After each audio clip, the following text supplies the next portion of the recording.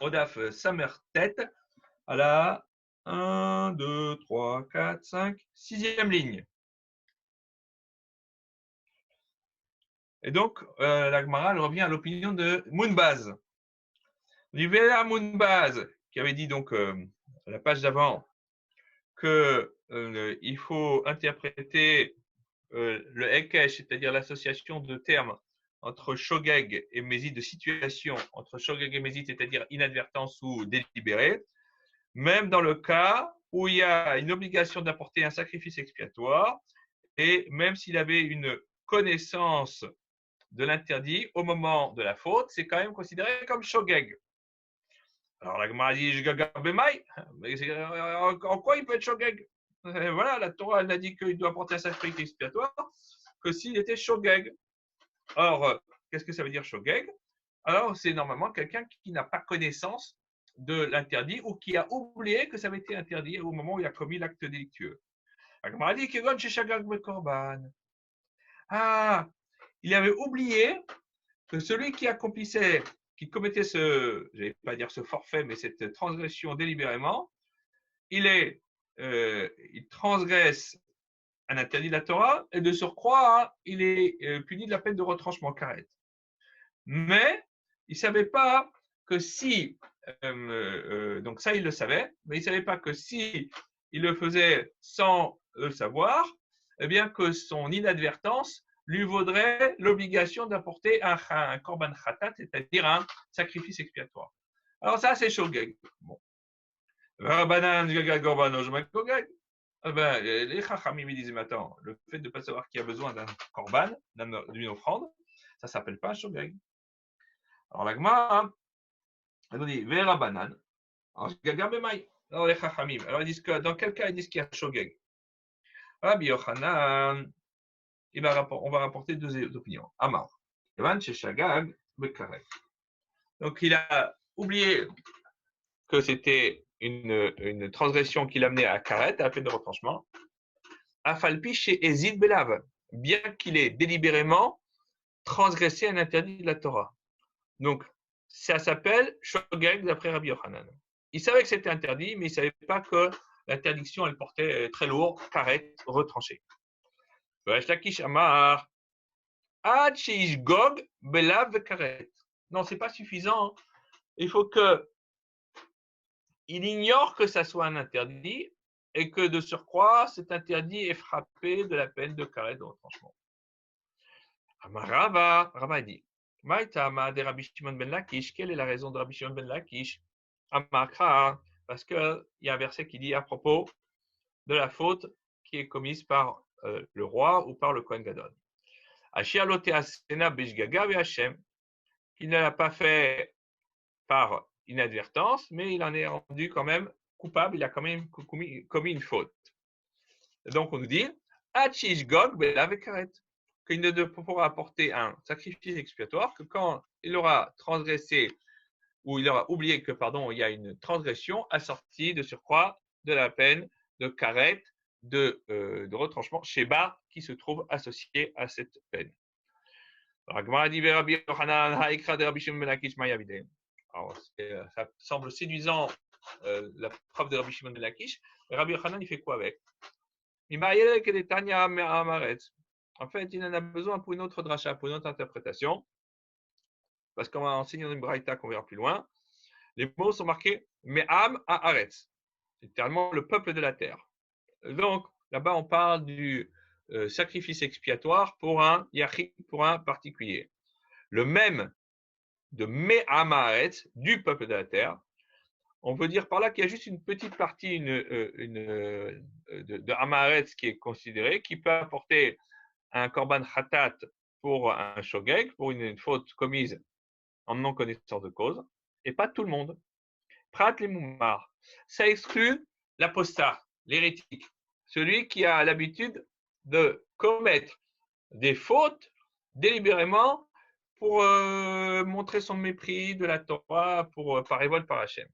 Et donc, celui-là, comme c'est un apostat, eh bien, on n'accepte pas son sacrifice expiatoire. Pourquoi? Rabbi Shimon ben Elazar, Rabbi Shimon ben Elazar, il dit au nom de Rabbi Shimon. Ashia lotasena bishgaga v'Hashem. Celui qui n'a pas fait bishgaga, il s'est rendu coupable. Et on nous dit que de là, Ashav midiato mevi korbano al shigato. Celui qui se repent dès qu'il a connaissance de son acte délictueux, celui-là, il peut apporter un sacrifice parce qu'il a commis un acte délictueux.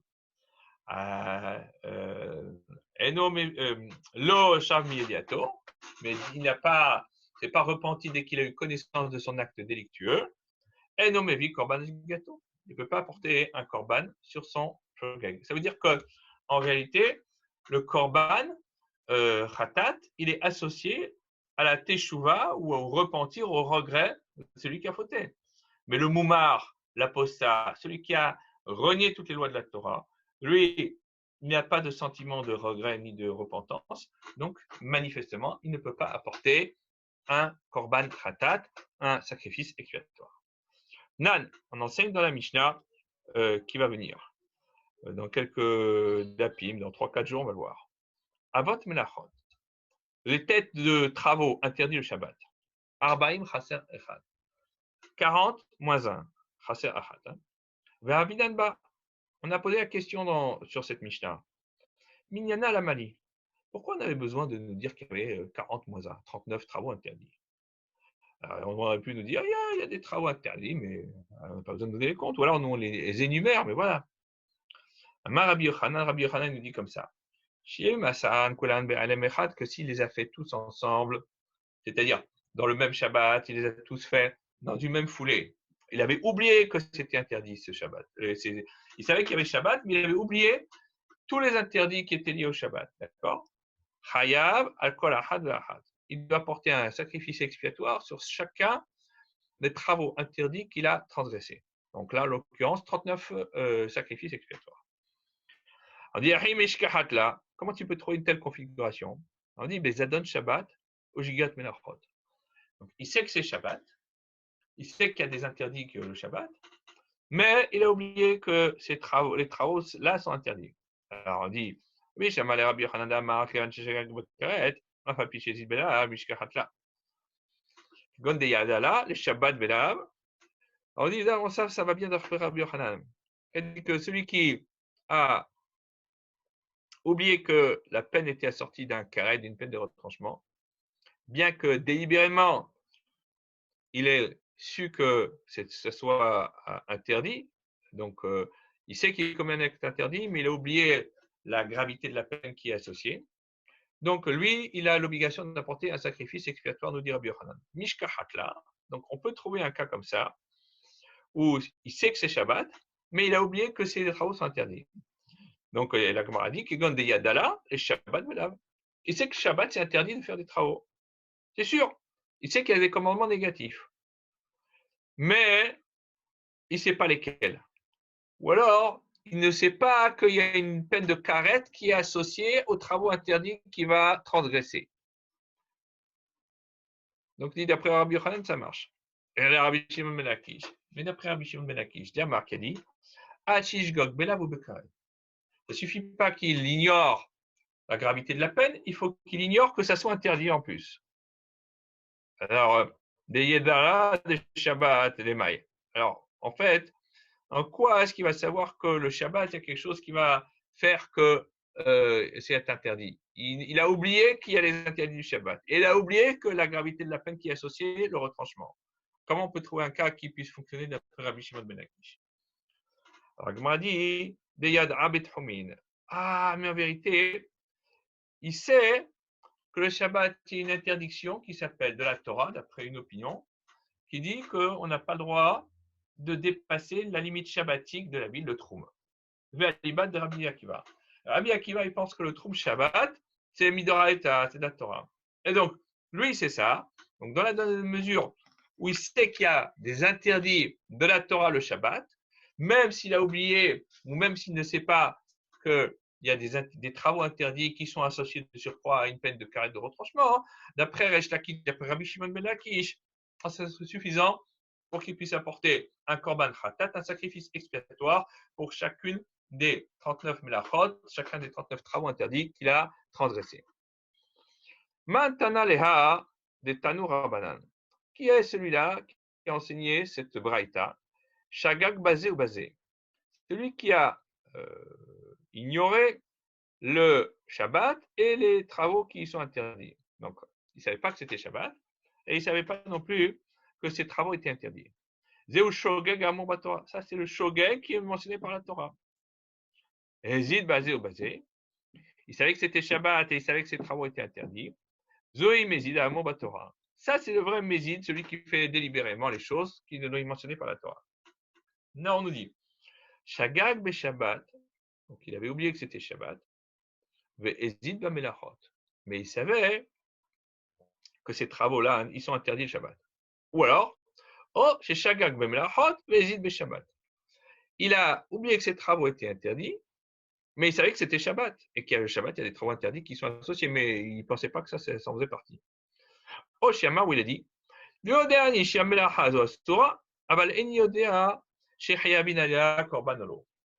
je sais que ce travail il est interdit le Shabbat, mais je ne sais pas si on doit apporter un sacrifice pour ça ou pas.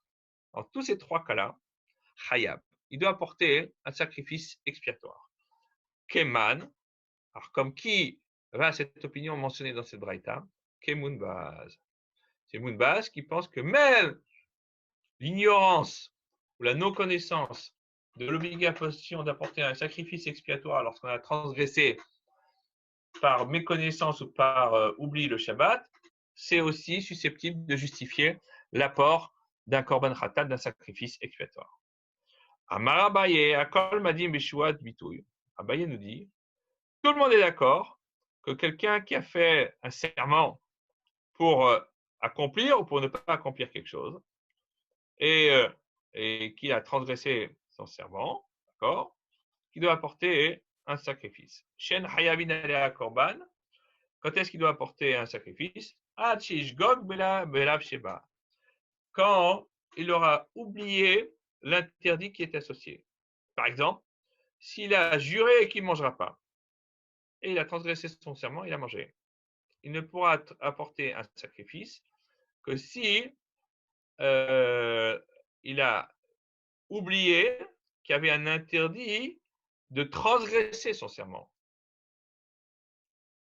C'est-à-dire qu'il a oublié que son serment au moment où il a mangé, et donc ça s'appelle un shogeg, quelqu'un qui est ignorant, et qui ignore l'interdit qui court sur ce qu'il est en train d'accomplir. Ragmar, elle s'étonne de répondre d'Abaye dit à Kol Modiman. C'est qui tout le monde est d'accord? Tout le monde est d'accord, mais c'est qui tout le monde? Rabbi Yochanan. Ah, c'est Rabbi Yochanan. On va dire que c'est à lui que fait référence cette discussion entre lui et les Chachamim et Mounbaz.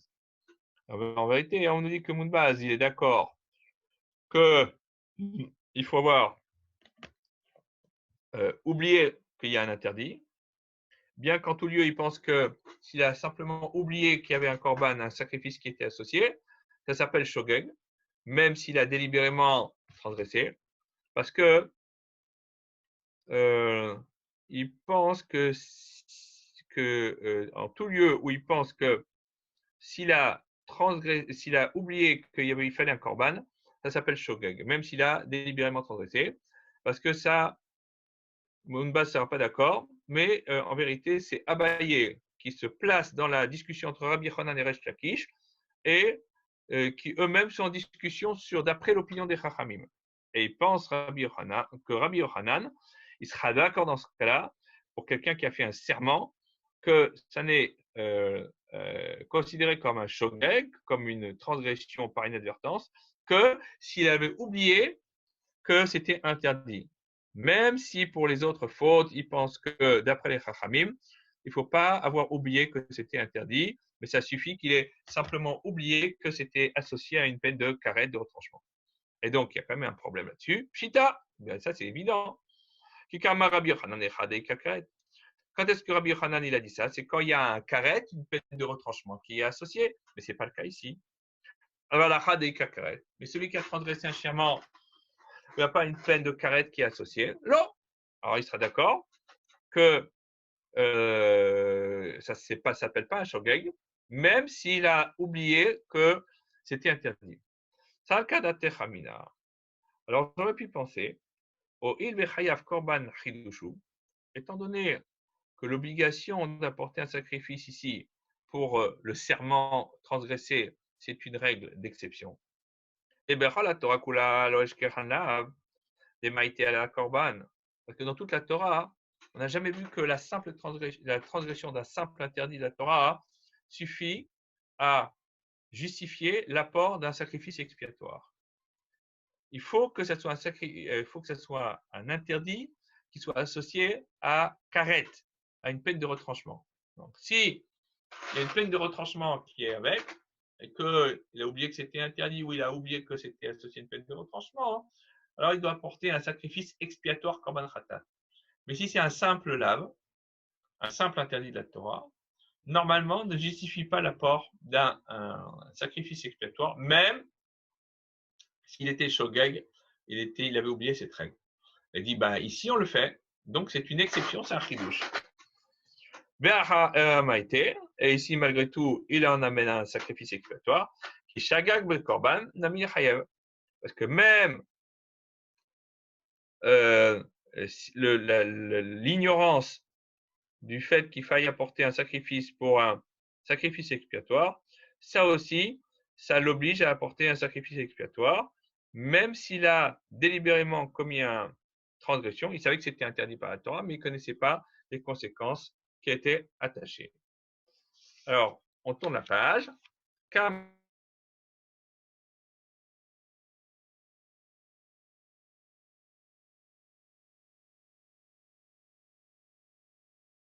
avec Moonbaz, et il pense que le fait d'avoir oublié qu'il faille apporter un korban, ça ne s'appelle pas un shogeg. Et donc, Rabbi Yochanan, il sera d'accord qu'il faut, d'après les Chachamim, aussi avoir oublié que c'est interdit pour que ça puisse être appelé un shogeg. Parce qu'autrement, tu ne pourras jamais trouver, d'après leur opinion, un cas de shogeg concernant un serment qui n'a pas été tenu. Métivé, Magmara, l'objecte sur les propos d'Abaye, après une braïta. Et Zéoujigat Chevoa Bidou Yeshara. Quand est-ce qu'on trouve un shogeg pour un serment, pour quelque chose qui s'est passé? Chez Imamar, c'est celui qui a juré, il a dit Yodea Ani chez Azo Asura. Je sais que ce serment que sur lui il est interdit. Aval Eni Yodea im Hayavin Korban. Mais je ne sais pas si le fait de transgresser ce serment m'obligera à apporter un sacrifice ou pas. Hayav, il devra apporter un sacrifice.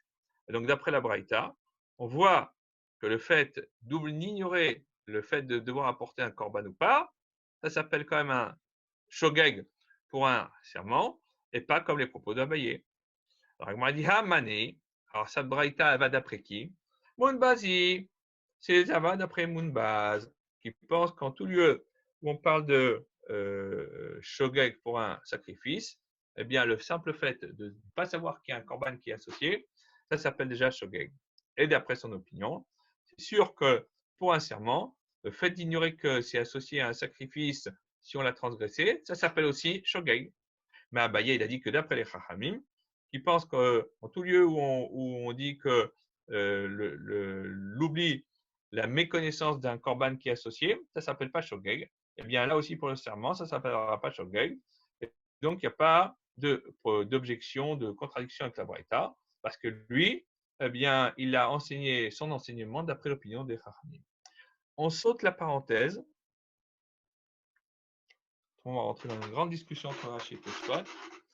Et on va aux deux points, et on dit la chose suivante.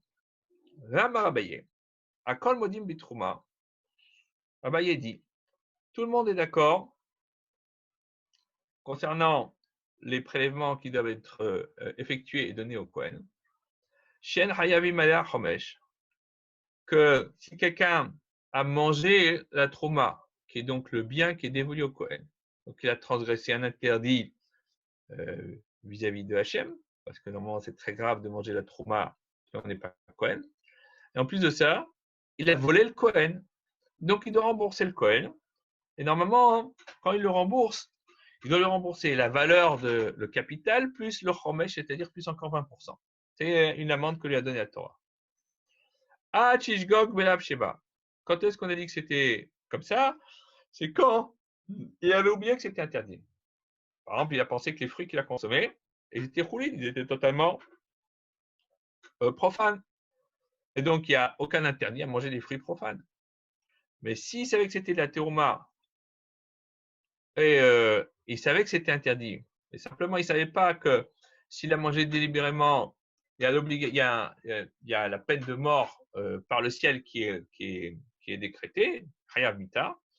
Alors, dans ce cas-là, il ne paiera pas le cinquième, le 20% d'amende qui lui sont demandées. Kol Modim Man. Moi, s'étonne sur les propos d'Avid. C'est qui celui tout le monde est d'accord? Rabbi Yochanan. Parce que pourquoi? Parce que toujours la même opinion. Parce que Rabbi Yochanan il dit, d'après les Chachamim, le fait d'avoir oublié qu'il y a un karet, une peine de retranchement qui est associée, eh bien, c'est ça qui s'appelle shogeg pour t'obliger à apporter un sacrifice expiatoire, même si tu as délibérément transgressé un interdit. Et Abaye dit que concernant la terouma, Rabbi Yochanan sera d'accord que ça ne s'appelle pas shogeg dans ce cas-là pour l'obliger à payer les 20% pour la consommation indue qu'il a faite, tant qu'il n'avait pas méconnaissance ou non-connaissance du fait que c'était interdit. Donc, s'il savait que c'était interdit, mais il ne connaissait pas l'étendue des dégâts, il ne paye pas l'amende. Il faut que non seulement il ne sache pas que ça soit interdit, et qu'il ne sache pas que c'est l'étendue des dégâts, mais qu'il ne sache même pas que ça soit interdit, qu'il pense qu'il n'a commis aucune infraction. La Gemara dit là-dessus, Pshita, c'est évident ce que tu dis. Kama Rabbi Yochanan Rabbi Yochanan, quand est-ce qu'il a dit ça? C'est quand il y a un lave qui est associé à un karet. Donc, un interdit associé à une peine de retranchement. Et dans ce cas-là, on dit, la suite logique, c'est un korban.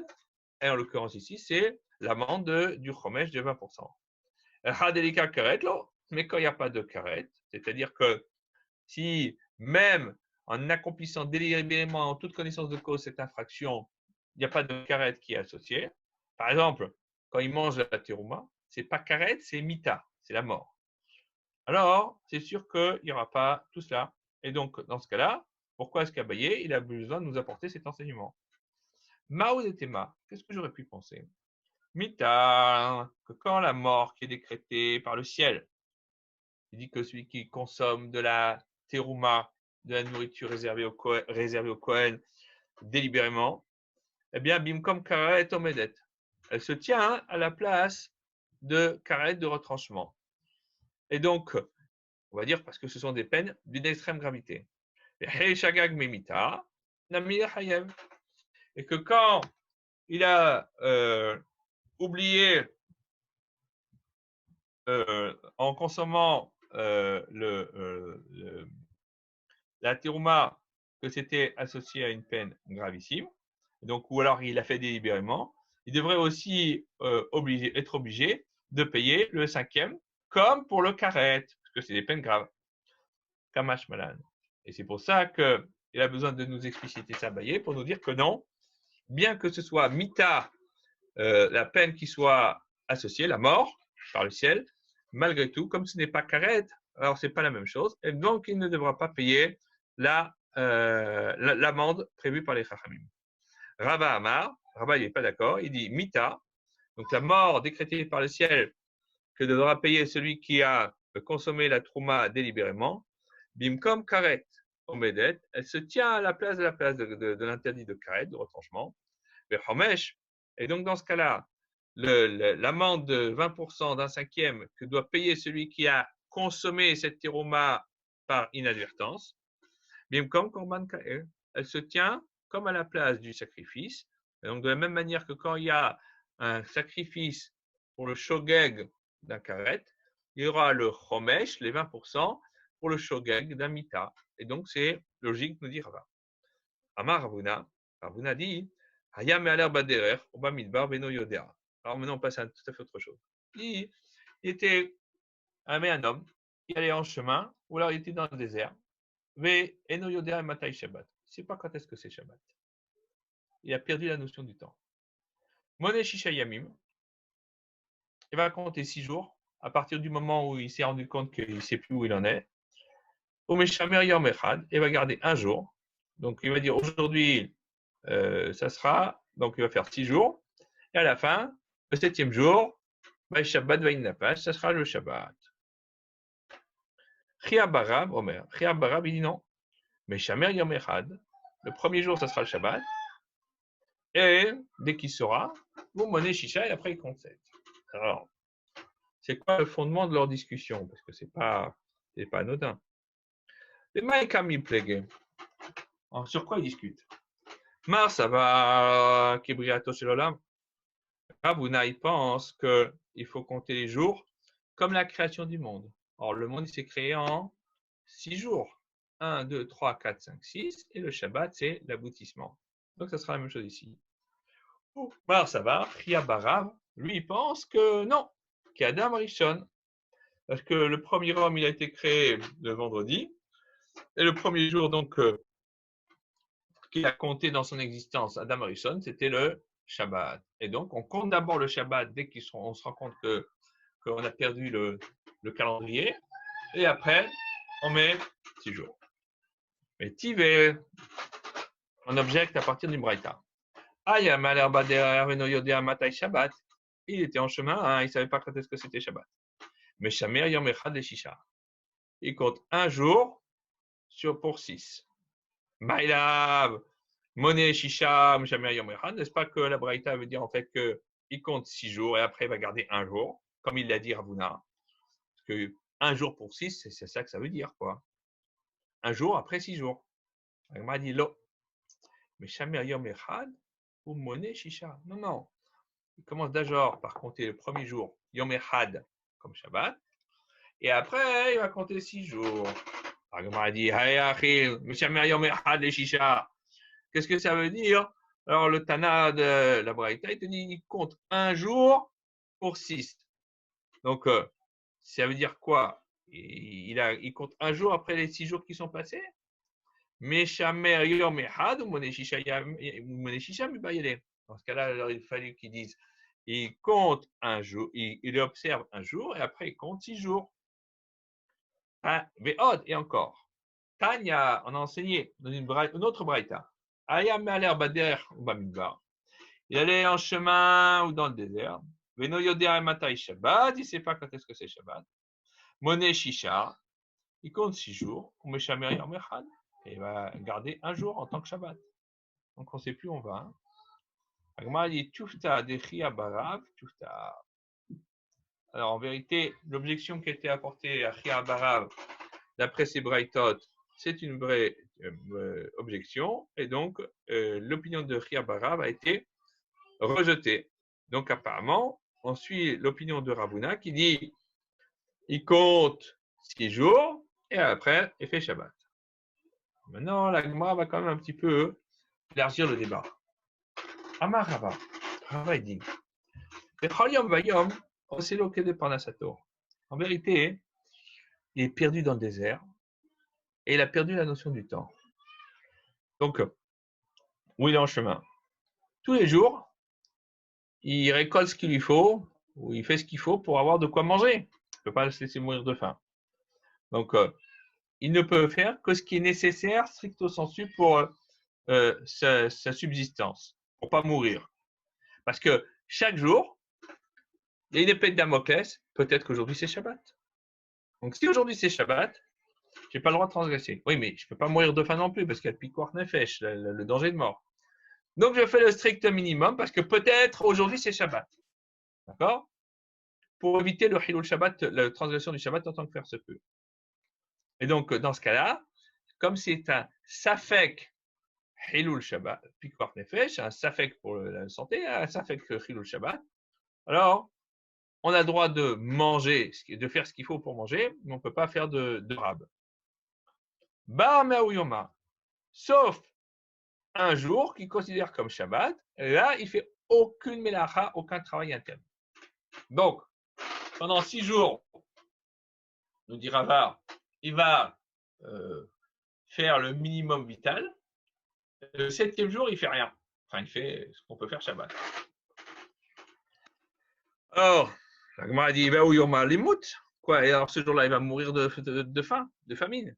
Parce que, étant donné que les autres jours, il a fait le service minimum, hein, Donc, il n'a pas de réserve. Quand le 7e jour arrive, il va mourir de faim. Alors, qu'est-ce qu'on a gagné? Alors, je m'a dit, David, mets-moi le jeté par la saute. Ben alors, la veille du jour qu'il va considérer comme étant Shabbat, il va travailler double pour avoir double quantité de nourriture pour 2 jours. Comme la manne dans le désert, c'est bien. Alors, il m'a dit, le Dima, mets-moi le Shabbat à veille. Mais attends, peut-être que la veille déjà, c'était déjà Shabbat. Et donc, comment est-ce que tu peux lui permettre de faire un travail de Shabbat pour le Chol? Et donc, ça veut dire que peut-être il a fait le travail de Shabbat, pas pour sauver sa vie, mais pour préparer la journée du lendemain qui est Chol, qui est profane, où il aurait pu facilement ou sans trop de difficulté trouver de quoi manger. Donc, c'est le chat qui se mord la queue. Comment on fait? Alors, la Gemara dit, elle a kol yom v'yom osilo parnasato. En vérité, chaque jour, il fait ce qu'il faut pour se nourrir. Même ce jour qu'il considère comme Shabbat, il mange, il récolte ce qu'il faut, il fait le minimum pour manger. C'est-à-dire que, en réalité, comme on n'a pas de repères fiables, alors on va dire qu'il vaut mieux que chaque jour, il soit à même d'effectuer les travaux nécessaires pour se nourrir. Et comme ça, au moins, il ne rentre pas dans la problématique de faire un travail interdit le Shabbat, non pas pour se nourrir et pour sauver sa vie, mais pour préparer le lendemain. Donc, il n'y a rien à gagner. Alors, même ce jour-là, alors Agmara a dit, alors ce jour qu'il considère comme Shabbat, comment est-ce qu'il va le distinguer? Eh oui, c'est ça le problème. Si ton Shabbat, il est comme le jour de Chol, en quoi tu vas le distinguer? On va dire, la Gemara dit, Bigdusha Avdata, avec le Kiddush et la Avdala. Et sans doute que c'est le Kiddush et la Avdala uniquement dans la prière. Bah oui, ça semble logique. Parce qu'on a le Kiddush dans la prière, dans l'Amida, et on a aussi la Avdala dans l'Amida. Donc, ça sera comme ça qu'il va distinguer. Il va faire exactement la même chose, service minimum toute la semaine, en évitant de faire un maximum de travaux interdits, parce que peut-être c'est Shabbat. Et le jour qu'il aura désigné comme étant le 7e jour, il fera exactement la même chose, mais en plus le vendredi soir, il fera le kiddush dans la tfila, et le samedi soir, auto-désigné, auto-proclamé, eh bien, il fera la Havdalah. Et c'est comme ça qu'il va montrer la différence avec les autres jours de la semaine. C'est un peu léger, mais il n'y a pas le choix. Alors, la Gemara, elle continue. Alors, Amar Rava. Rava dit, maintenant, cette même personne, Imaya Mekir Memixatayom Shiatabo. S'il se rappelle que bien qu'il ne sache pas quel jour de la semaine on soit, il se rappelle combien de jours sont passés depuis qu'il est parti en voyage. Et donc, il est capable de savoir quel était le 8e jour depuis le moment où il est sorti de la ville. Le jour où il s'en rappelle, il fait du travail normal toute la journée. Parce que c'est le 8e jour. Et après, il va compter une semaine de ce 8e jour. Et le 7e jour, il aura le droit de faire le 7e jour, il aura le droit de faire tout le travail toute la journée et comme ça toute la semaine. Parce que en vérité, on est sûr que quand il était dans un lieu d'habitation, il n'a pas oublié que quel jour c'était Shabbat. D'accord? Donc c'est sûr qu'il n'est pas parti en voyage le Shabbat. Et donc, quand il a compté le jour de sa sortie, le 8e jour, ça compte aussi le jour dans lequel il est sorti. C'est le 8e jour. Et donc, c'est sûr que ce n'est pas Shabbat. Donc, c'est bien, on est tranquille. Alors, Agmara a dit, putain, ce que tu dis, c'est évident. Alors, qu'est-ce que Rava, il a voulu nous apprendre avec ça? Il dit, Maoud et Tema, qu'est-ce que tu aurais pu penser? Kevan, des Shabbats l'onafik, étant donné que le Shabbat, c'est sûr, il ne sort pas. D'accord? Bemar Shabbata, nami l'onafik. Le vendredi aussi, il ne voyage pas. On ne voyage pas le vendredi. Donc, c'est sûr qu'il n'est pas sorti vendredi. Donc, alors là, ça complique le compte. Vehai, et donc cet homme-là, Inami Bahamisha Beshapta Nafik, peut-être qu'il est sorti en chemin le 5e jour. Donc, tu peux lui donner à travailler pendant 2 jours, le 8e jour de son départ, parce que c'est sûr qu'il n'est pas sorti le Shabbat, et le 9e jour, parce que c'est sûr qu'il n'est pas non plus sorti le vendredi. C'est pour cela que Rabbi va nous dire, Zimdi de Mishkar Shayarta, que ça, on ne peut pas en tenir compte. Pourquoi? Parce qu'il quelquefois, il peut trouver une caravane. Et c'est vrai que normalement, on ne part pas en voyage. On part pas en voyage le vendredi. Des fois même, on évite même le jeudi, parce qu'on risque de prendre des risques et de se retrouver dans des situations de profaner le Shabbat. Mais quand il y a une caravane, quand on sait qu'on doit traverser le désert et que c'est compliqué de traverser seul et qu'on est rassuré d'être avec une caravane, il y a des commerçants qui passent, ils disent nous, on va traverser le désert. Alors, si elle va sortir, au migré vénafik, et c'est sûr qu'elle va sortir, et là, il va se trouver que malheureusement, elle va sortir le vendredi. Alors, il n'y a pas d'évident, c'est pas évident. Dans ce cas-là, il va peut-être pas résister. Enfin, c'est pas qu'il va pouvoir. Il aura la permission de sortir. Et donc, dans ce cas-là, il est possible qu'il soit sorti le vendredi avec la caravane, et donc ce compte ne peut pas compter. Donc, on ne tient donc que comme évident, comme sûr, qu'un seul fait qui n'est pas parti le Shabbat. Mais autrement, le reste, c'est pas évident. Alors, Mina Anemile. Dis-nous, est-ce qu'on apprend toutes ces règles? Qu'un homme, quelquefois, il doit apporter un korban khatat sur de nombreuses profanations du Shabbat, parce que, comme on l'avait vu au tout début de la Mishnah, quelquefois, il doit apporter plusieurs korban khatat sur chaque Shabbat qui ont été profanés, comme on l'a dit dans la deuxième partie de la Mishnah. Amar Rav Nachman, Amar Rabba Baraboua. Rav Nachman, il dit au nom de Rabba Baraboua. Très krek et tivé. Il y a 2 versets qui sont marqués dans la Torah. Un, il dit Veshameru beni Israël et Shabbat. Les enfants d'Israël, ils observeront le Shabbat.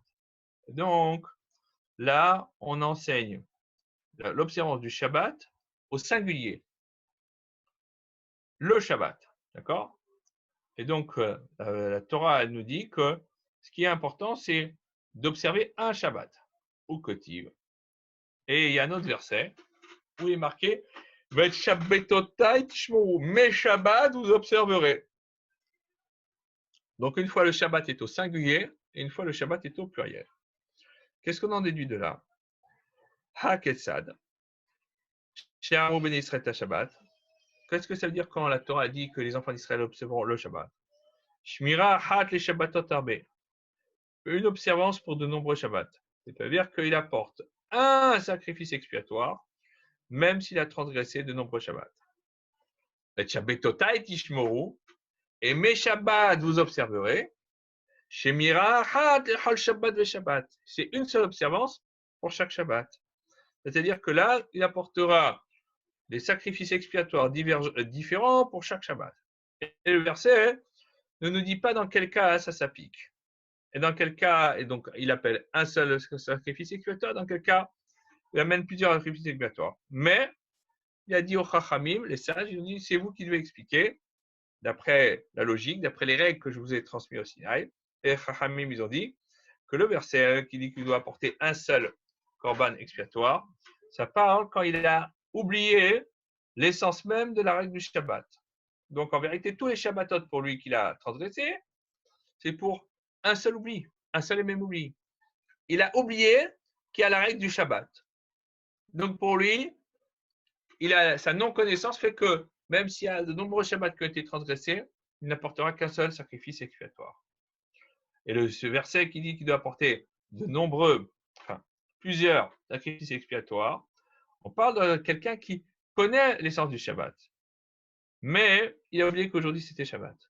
Donc dans ce cas-là, sur chaque Shabbat profané, alors il devra apporter un sacrifice expiatoire. La Gemara, elle apporte une opinion divergente. Kifla Rav Nachman bar Yitzhak. Rav Nachman bar Yitzhak, il objecte. Adraba, au contraire, Ifra Mistravoa, c'est l'inverse de ce que tu viens de dire qui est plus logique. Pourquoi? Le verset qui nous dit Veshamur ben Israël ta Shabbat. Alors, les enfants d'Israël observeront le Shabbat. Ça nous apprend quoi? Shmira Hol Shabbat ve Shabbat. Qu'il y a une seule observance pour tous les Shabbats. Donc, ça veut dire que chaque Shabbat, en vérité, il est spécifique, il est unique. Chaque fois que j'observe un Shabbat, je fais un acte unique. Donc, ce n'est pas une seule entité, mais ce sont des entités distinctes. Et donc, dans ce cas-là, si je transgresse le Shabbat, eh bien, je dois apporter un korban khatat pour chaque Shabbat que j'ai transgressé. Alors que le verset qui dit « Et mes Shabbatot, mais mes Shabbats vous observerez » Shemira Ahat, les Shabbatot Arbé. Au contraire, ça veut dire que le fait qu'on ait mis le Shabbat au pluriel, ça veut dire qu'il y a une seule observance pour de nombreux Shabbats.